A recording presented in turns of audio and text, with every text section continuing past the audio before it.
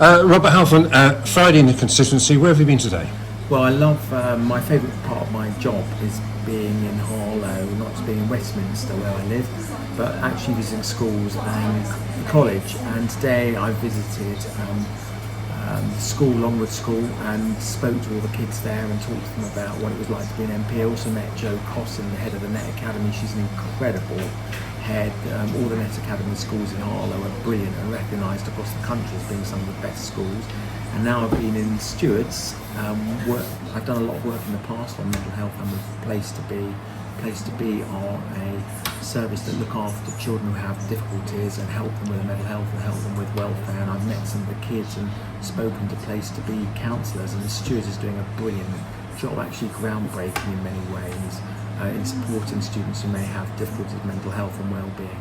Because you name-checked the year you were born, and some of us were born in the 60s. In the 60s, if you were born in the 60s, this type of problem, situation, just almost you were told, just keep busy, get your chin up. I hope your Harlow doesn't think I'm that old, but I was born in 1969, and I'm 55 now, and I didn't even know what the word mental health was growing up.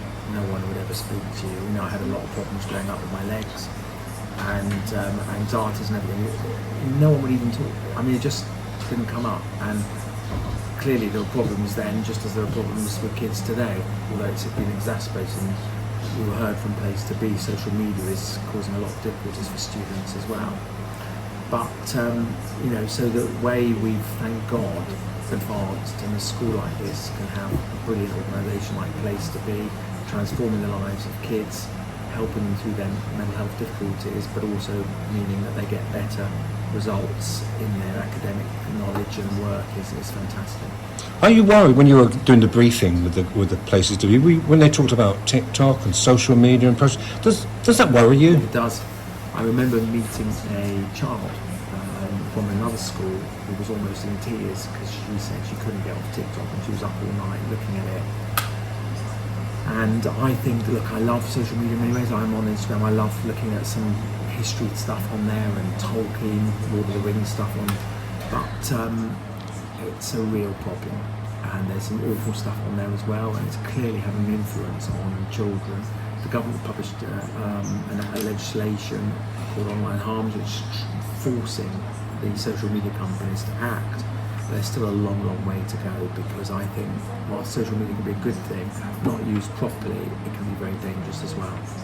It must be about a month ago, less than a month ago, we met in Westminster. You told me you were standing down, and we really appreciate you speaking to the local paper. How's the last month been for you? Well, Your Harlow was the first newspaper that knew anything about it, any media organisation, because I wanted to make sure that the people of Harlow knew first.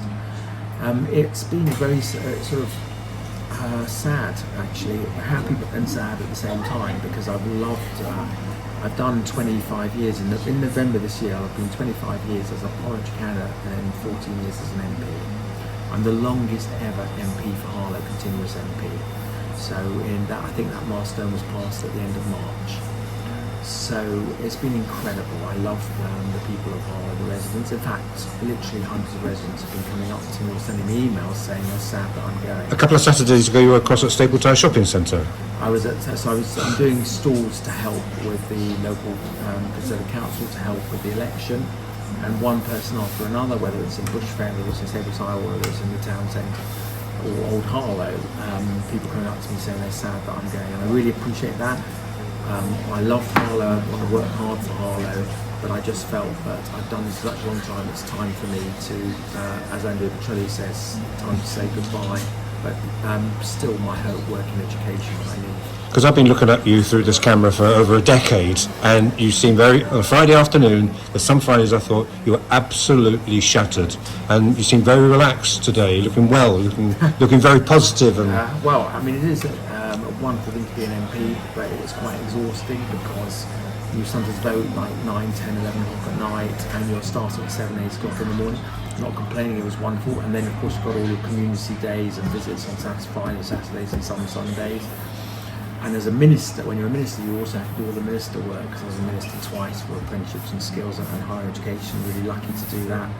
So of course it's going to be different, but I want to. Education has been my real passion in Harlow. I think you know as your Harlow, most of my time has been visiting education colleges or businesses that employ apprentices over many years because I love it.